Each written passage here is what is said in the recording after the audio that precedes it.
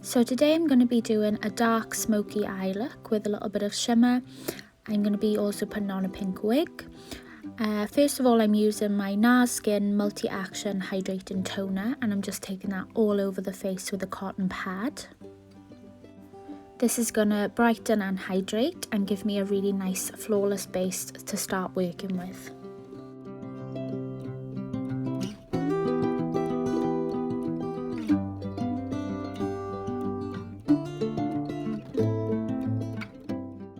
Next, I'm going to be using my Caviar Cream by Lacura, which is sold in Aldi's, and I'm just going to take this all over the face, making sure that I get in all the nooks and crannies, especially around the nose area where sometimes you can get a build-up of product, like foundation and powder, and taking it right up under the eye. Then I'm going to be taking a few drops of the Wishful Get Even Rose Oil.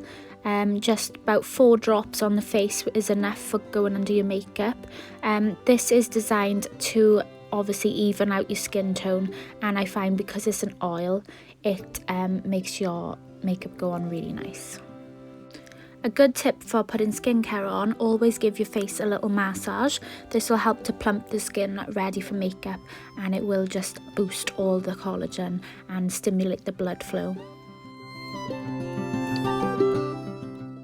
Next, I'm taking Brow Setter in the shade Chocolate by Glow Getter Cosmetics, and I'm just going to run this through the eyebrows.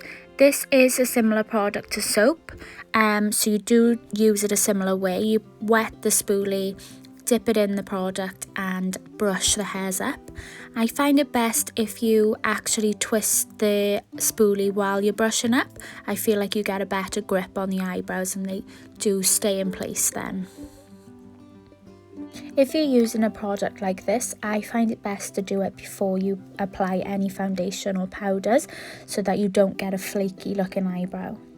Once this is dry, you just need to go around the eyebrows then with your foundations.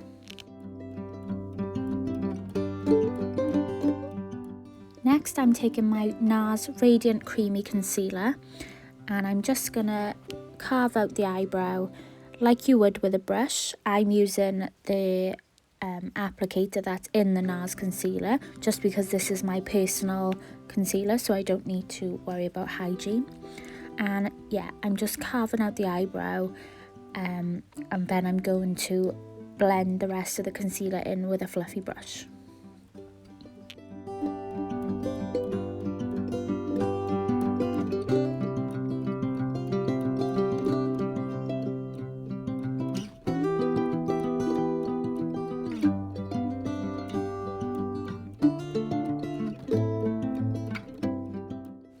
Next, I'm taking my P. Louise Bada Black base, and I'm just putting this over the lid and just slightly up into the crease with a small fluffy brush. The idea of this is so that the base is darker than using a concealer, so that the colour doesn't go grey when I use the powder products. Blend that into the concealer slightly and then deepen the lid again.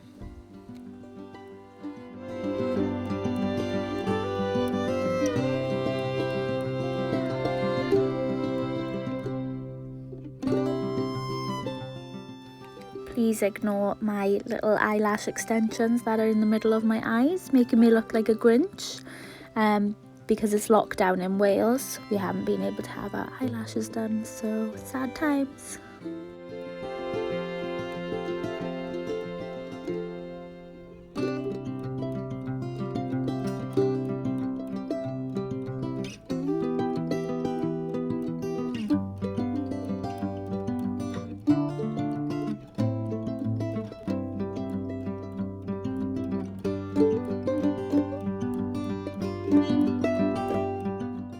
Next, I'm taking my Morphe 35P palette, and I'm using this soft transition shade.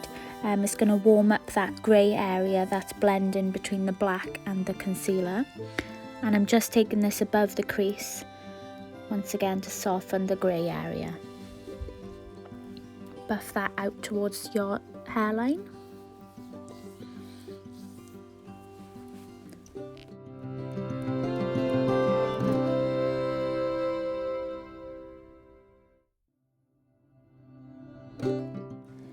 I've also just realised I've got one earring in, the other one fell out and I keep forgetting to put it back in. Sorry about that.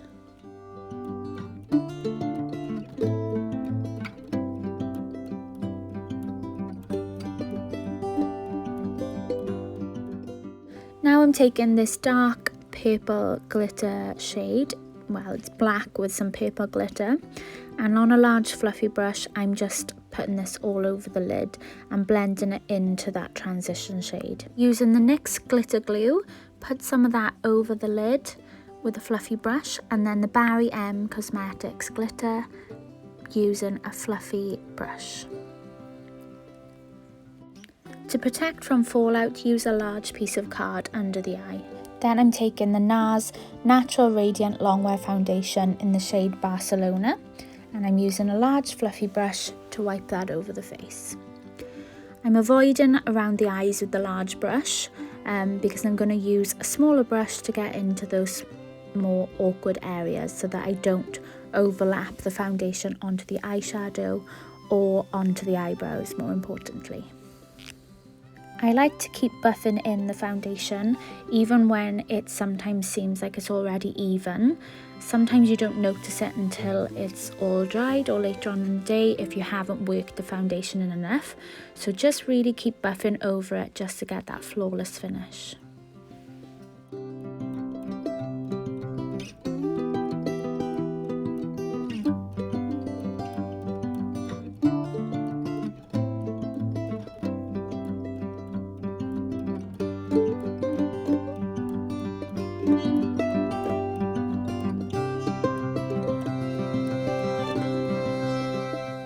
Then going back in with the same concealer, I just put this under the eye, not too much because you don't want the under eye to look cakey.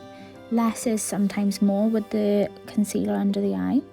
And I'm just doing this like a triangle under the eye and just slightly down the centre of the nose to define the nose. And I like to put it either side of my mouth because I feel like it turns my mouth upwards rather than it looking droopy at the edges. And then just buff this in with a beauty blender or with a brush.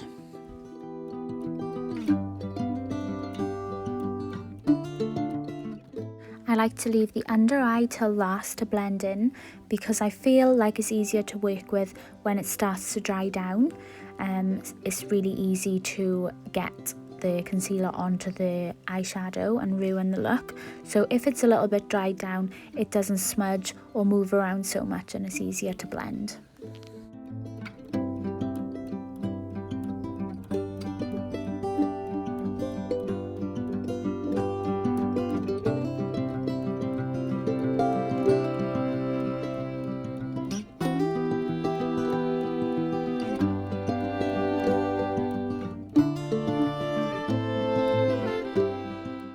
Then I'm taking the same concealer but in one shade lighter, and I'm just applying the smallest amount to where you can just see that dark line. That is to brighten up that area. You don't want to brighten the whole thing because you'll have the same effect but lighter. You want to disguise that line, so I'm just adding some light to that exact line.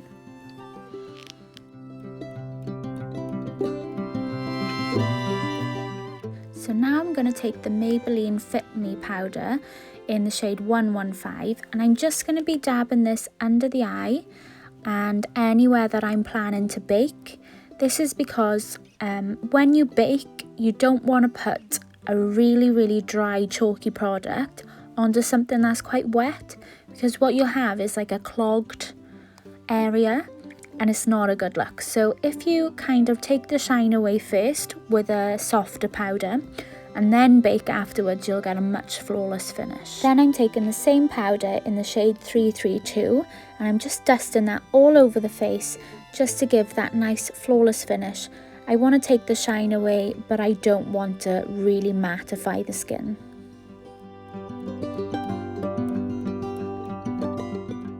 Then I mix in two products, the NARS Bumpy Ride blusher and the MAC Fairly Precious blusher, and I'm just putting that onto the sides of the apples of the cheeks and up onto the cheekbone.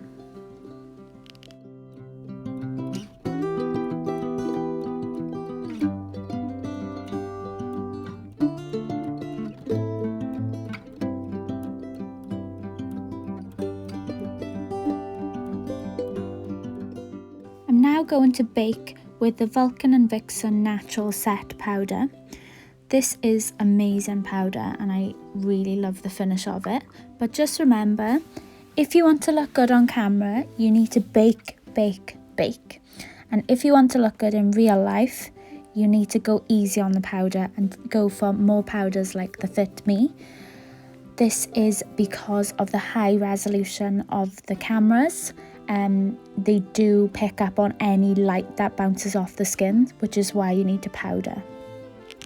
For day-to-day looks, I do still use this powder, but I probably wouldn't use it to bake. I would just dust it over and then dust it straight off. I'm now taking my MAC Medium Deep Bronzer and I'm just putting that under the cheekbones to contour, and I'm going to go over the nose slightly and on the tip of the nose to shorten the nose, and then into my hairline on my forehead and a little bit under my jawline just to give me that sharper jawline. I like to use a smaller brush for this if I'm contouring, just to be more defined where I'm putting the product. If you use a larger brush, it kind of just goes everywhere and it's not so defined, which is fine if you just want a bronzy look, but I wanted to have a bit of a contour today.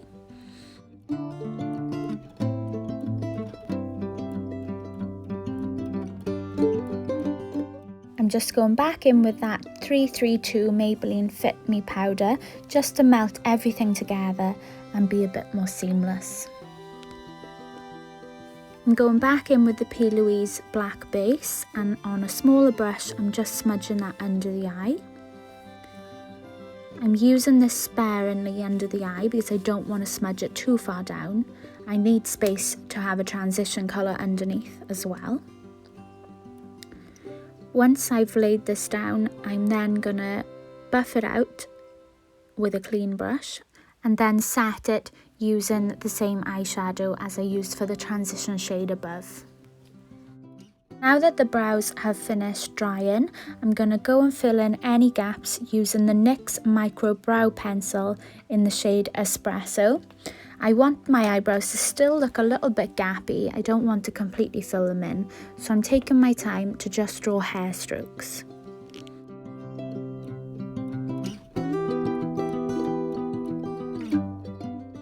If you have a similar eye shape to myself, where you feel like your eyebrows are far away from your eyelashes, by laminating them or lifting them with brow gel, it makes them look further away. You can just add some hair strokes underneath instead of adding above the eyebrows. This will just look more natural and they'll still look really nice and full.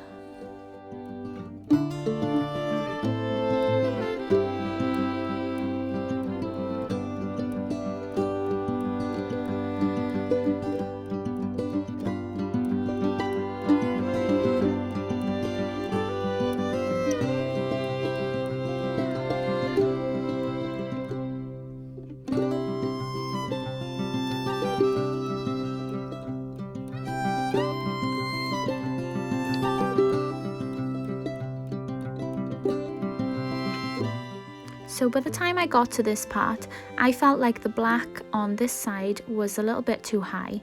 So I've just gone in with a really clean fluffy brush, and I've got a cotton pad in my hand, and I'm just buffing away the edge and then wiping it on the cotton pad.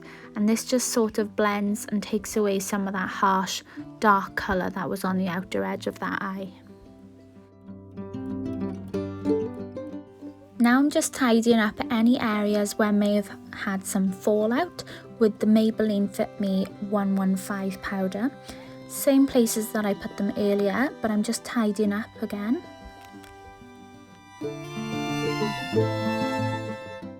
Now I'm taking my Milani Shimmering Face palette and I'm using the palest gold shade that's in the palette, and I'm just putting that on the high points of my cheeks, down the centre of my nose and on my cupid's bow. Like I always say, if you don't like an area of your face, don't highlight it, always keep it matte. So if you don't like your nose, definitely avoid the highlighter in that area. If you don't like your chin, don't put any highlighter there, etc, etc.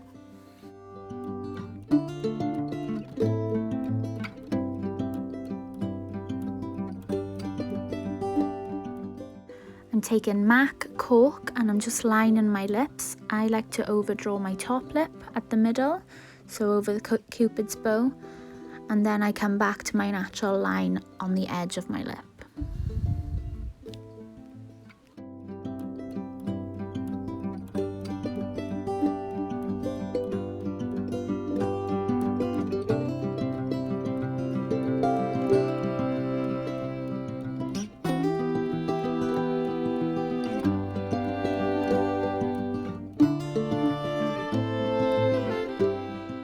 I'm then taking MAC Myth lipstick and just blending that into the lip liner with my finger.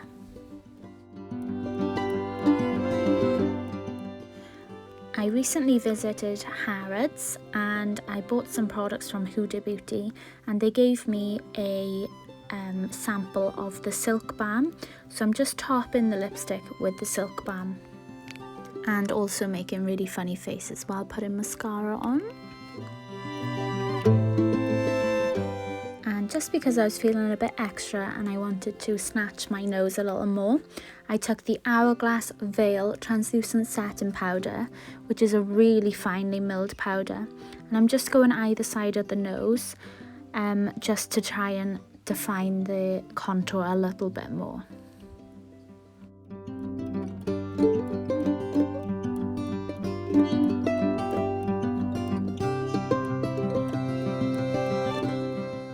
So moving on to the hair, you need to do 2 pigtails and cross them over at the back of your head.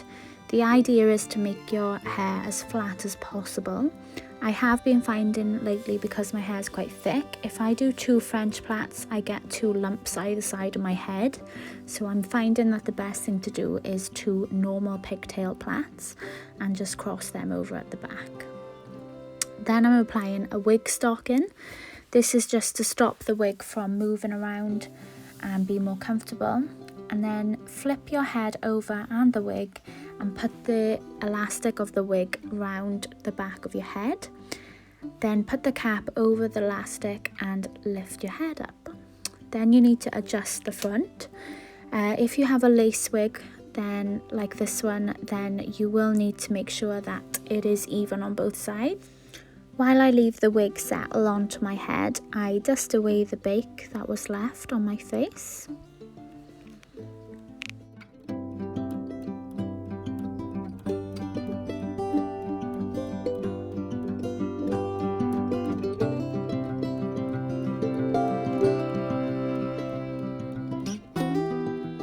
Because this look was inspired by Doja Cat, in the photo that I saw of her, she had a few little random braids at the front. So that's just what I'm going to do now. Just plaiting as normal. If you are interested in this wig, it's actually handmade by myself. It's my new business that I took up a few months ago. And you can find me on Instagram at JFairy Custom Wigs.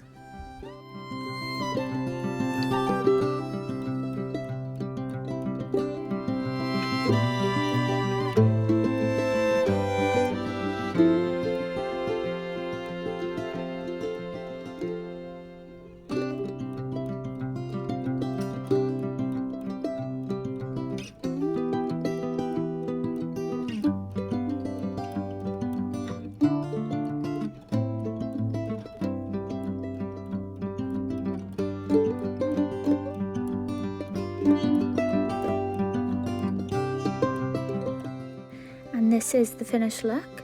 I hope you all enjoyed. It's been lovely to create some makeup looks again for you during this lockdown, and stay tuned because there'll be more coming. Bye.